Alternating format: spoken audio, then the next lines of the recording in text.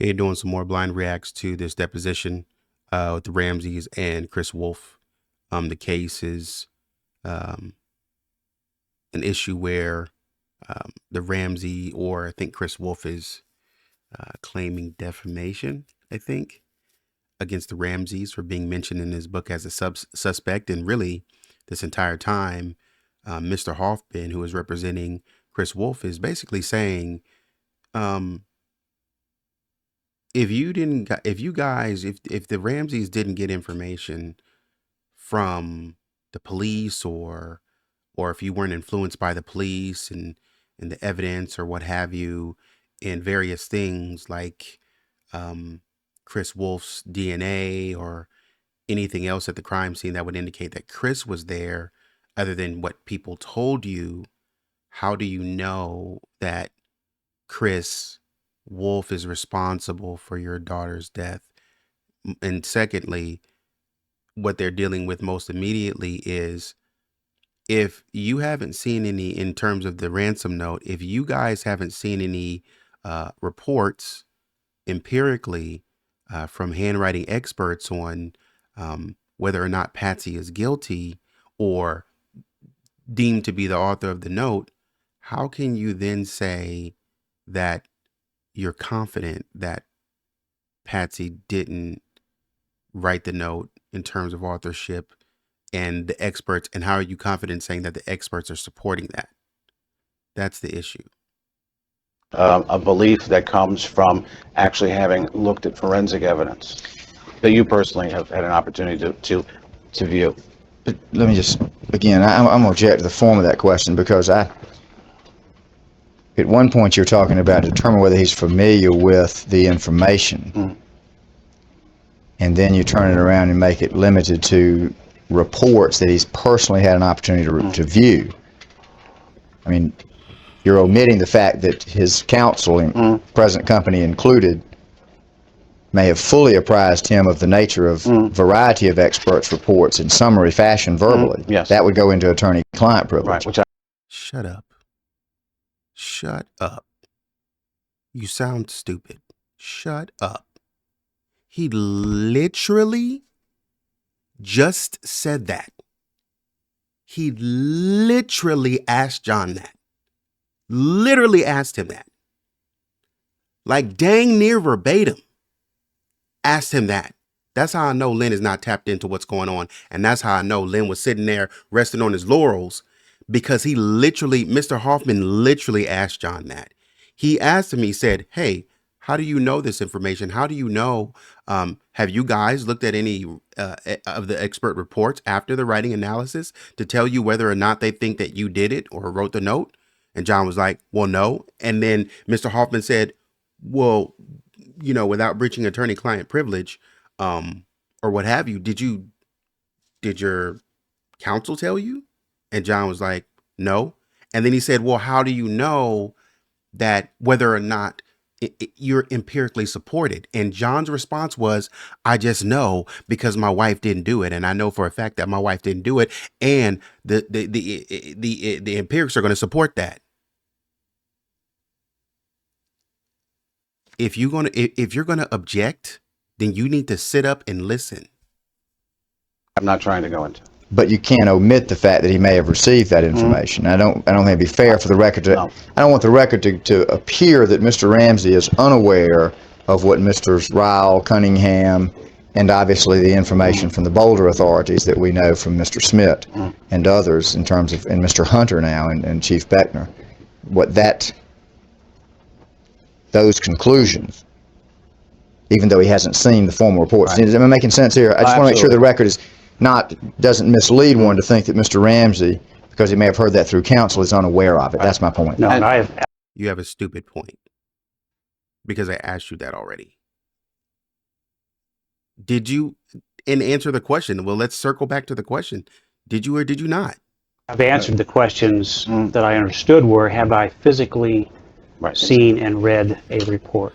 Right. So I'm now going to ask you one additional question, which may be a bit of a repetition, but I hope we'll clarify it. And you may have already answered it. In light of the fact that you have admitted that you have not physically seen the handwriting reports themselves, but maybe relying on summaries from the people around you.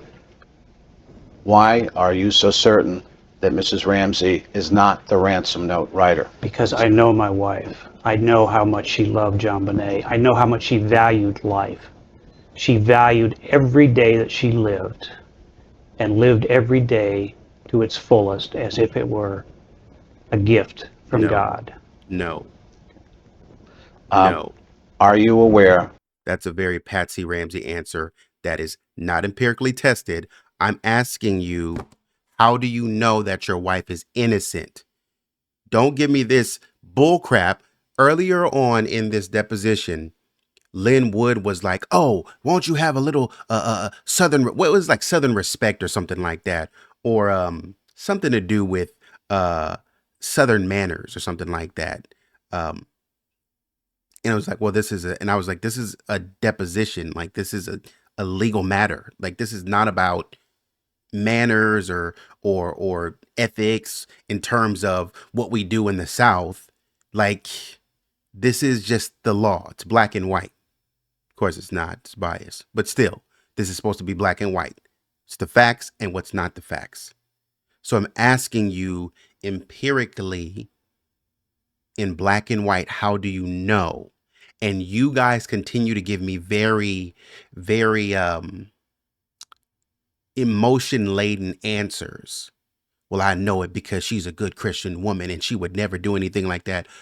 The correct answer, John, would have been, well, I know that because we went to bed at 9:30. We weren't even there. So our alibi check, well, first of all, I know that my wife is not like that. She's a very Christian woman. My wife would never do that based on ethics alone.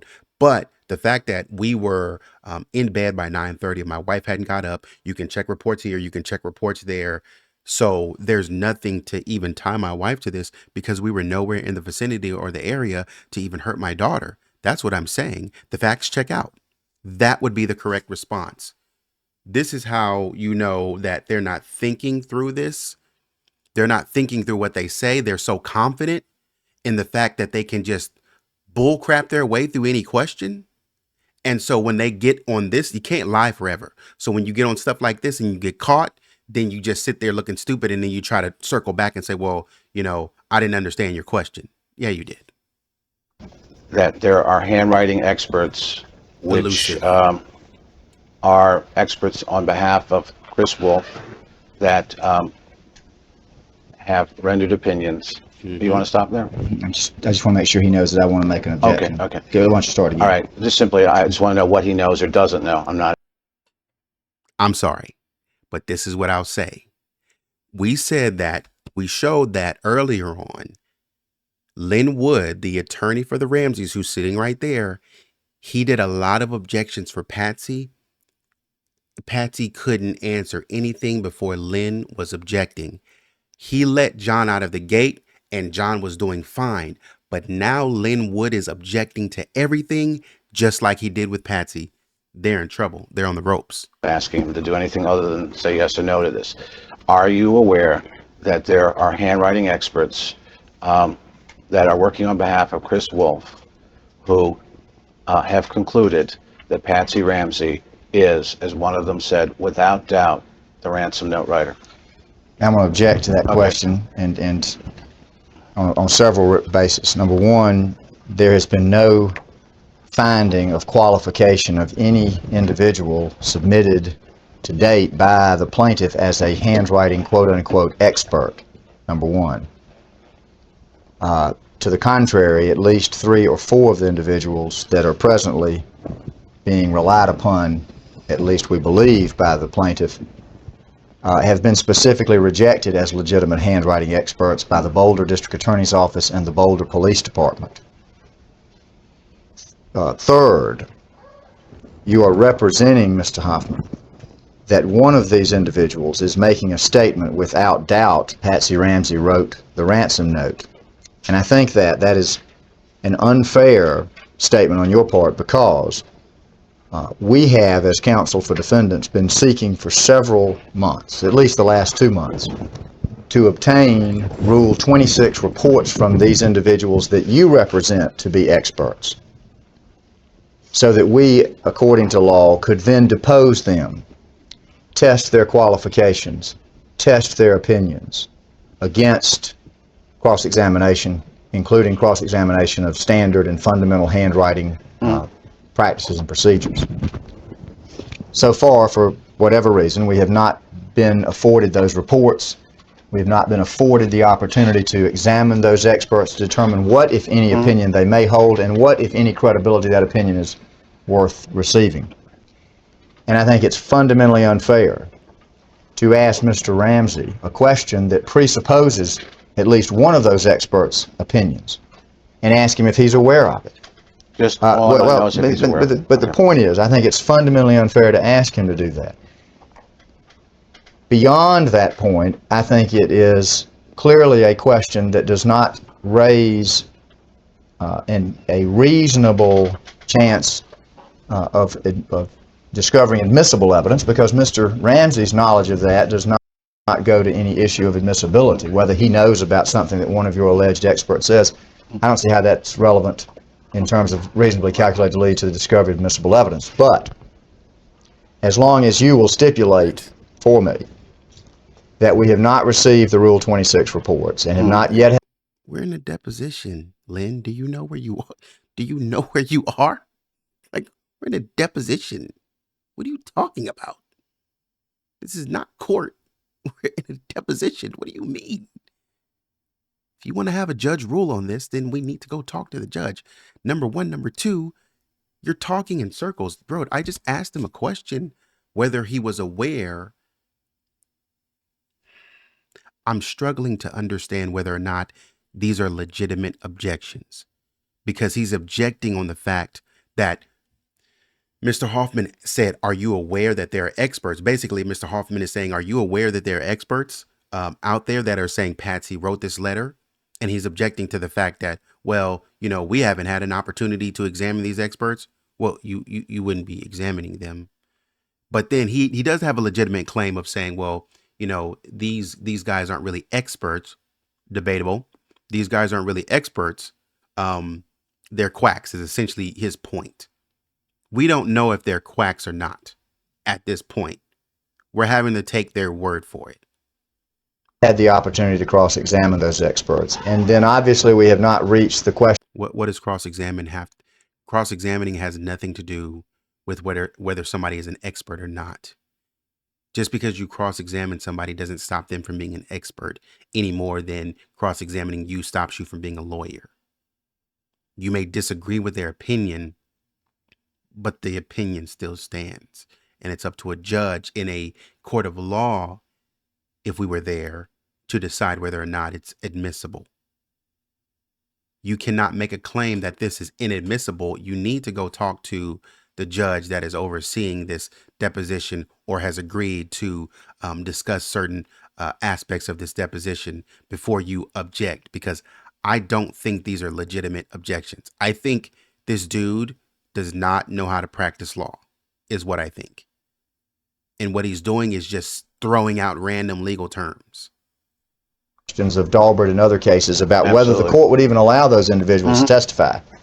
If you will stipulate that I am accurate in those representations, then I'm going to let him answer the question. Is that fair? There's only one representation that I won't stipulate to, and that is two of the handwriting experts, Larry Ziegler and Gideon Epstein, for which you have at least their preliminary reports, one of which has that statement without doubt.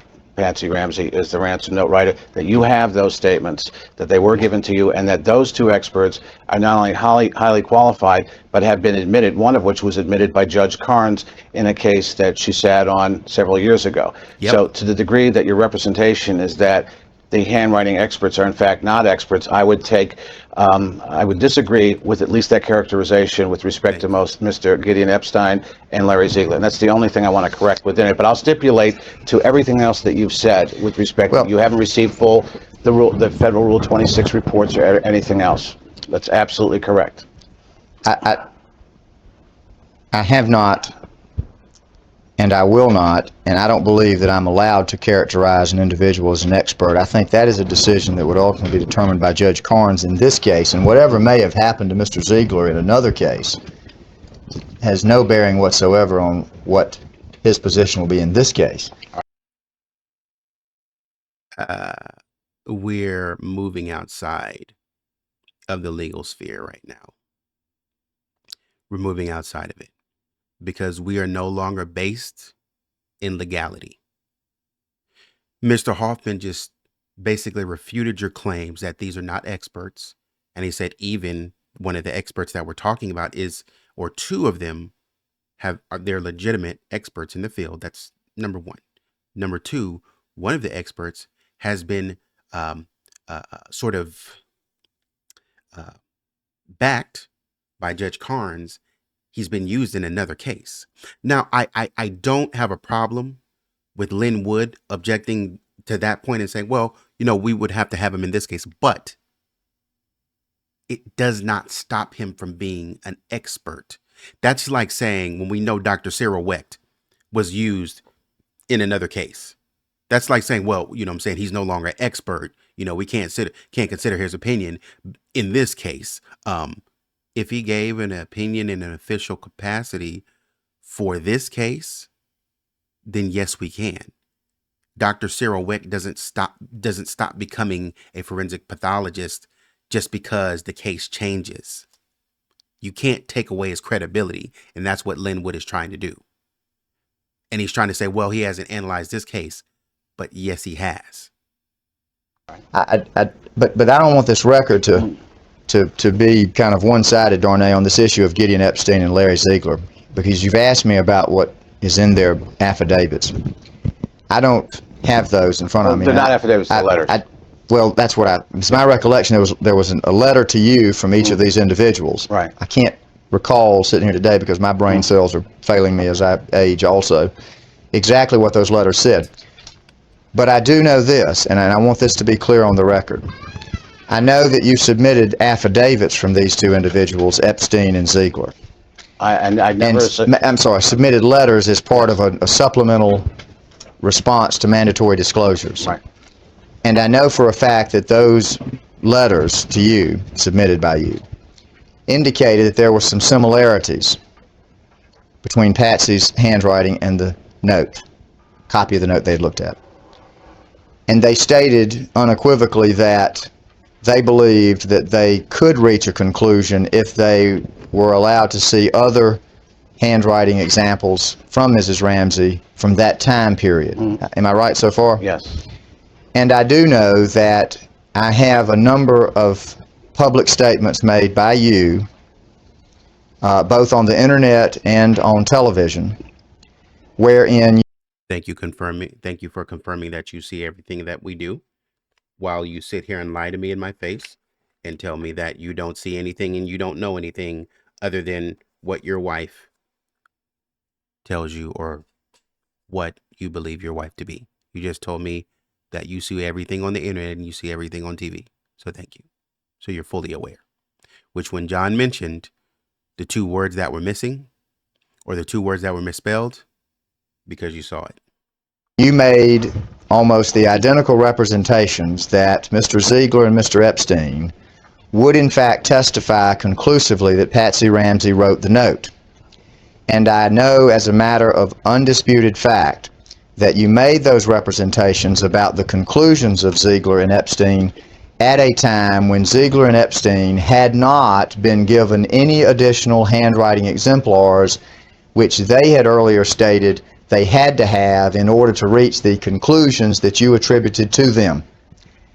Those, I believe, are clearly undisputed facts that can be shown, and those facts alone, before I even get to an expert's report or the ability to cross-examine that expert, say to me that Mr. Ziegler and Mr. Epstein, if you have accurately stated their conclusions publicly at the time you did state them, have some very, very serious credibility problems. That's my response to Ziegler and Epstein, for the record. I just for the record, I think that was sort of an unnecessarily long response, but irrespective of that, I just simply like to state that the more I was literally about to say he is talking in circles right now. He's not saying anything. He's just talking in circles. And Mr. Hoffman came right back like that was a long response for what? Again, doesn't he goes back to credibility? It does not discredit them. And I guess he's saying that, well, you know, if you're going to bring up those experts, they said in an earlier place on the internet, or you guys said in an earlier place, or they said they need more handwriting samples, thus, you know, meaning that they hadn't concluded their analysis. But what you're trying to represent here today for us, Mr. Hoffman, is that they have concluded their analysis. That's where Linwood is pushing back. recent statements by Mr. Ziegler and Mr. Gideon Epstein Come on. reflect the fact that they were able to actually look at the Come on. police exemplars that were given by Mr. Ramsey and Mrs. Ramsey, and which were provided by you subject to a discovery request, and that those most recent observations are based on that. And to that, Mr. Hoffman is ready. Because Linwood said, well, you know, they said this at one point in time. They weren't ready to give a conclusion.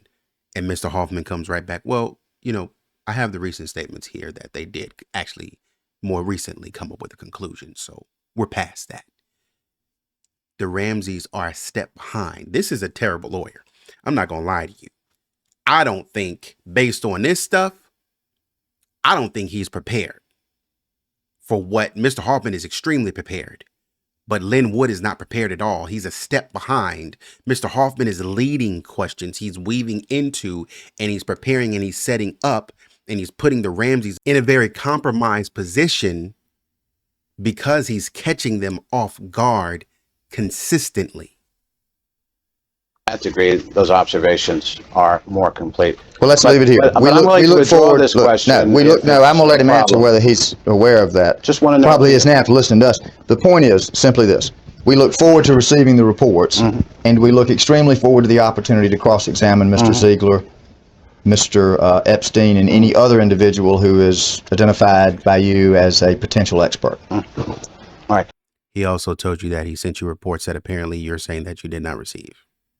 You're not ready. All right. So, Mr. Ramsey, could you answer? But maybe I'm going to need a read back from the question. And Mr. Ramsey, if you can answer it, please do, to the best of your ability.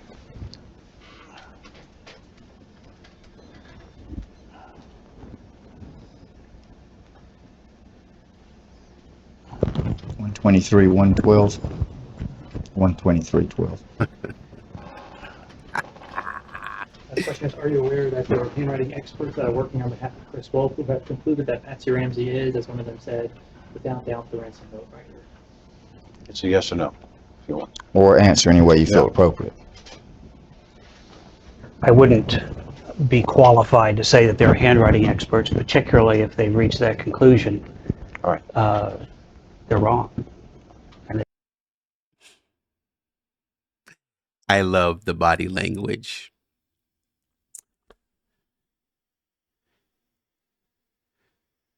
I love the body language. Let me see.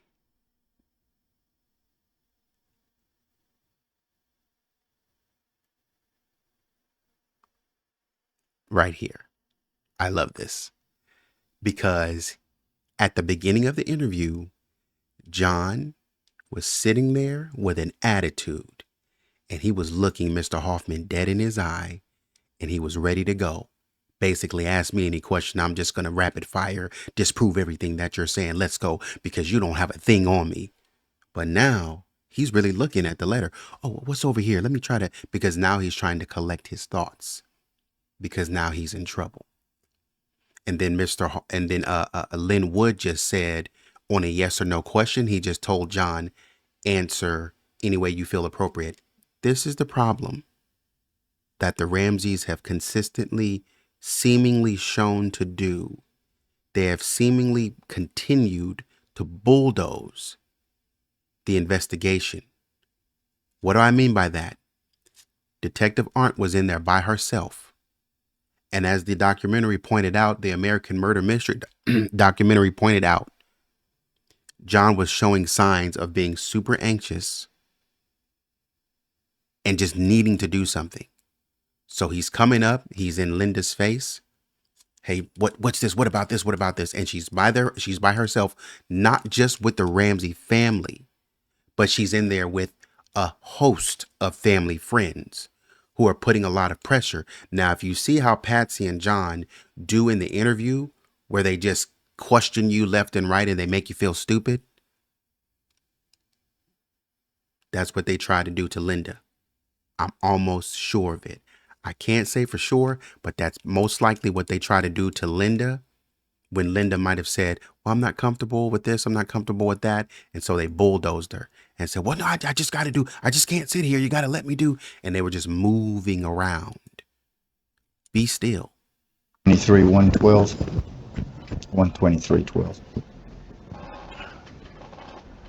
The question is, are you aware that there are handwriting experts that are working on behalf of Chris Wolf who have concluded that Patsy Ramsey is, as one of them said, without doubt, the ransom note writer?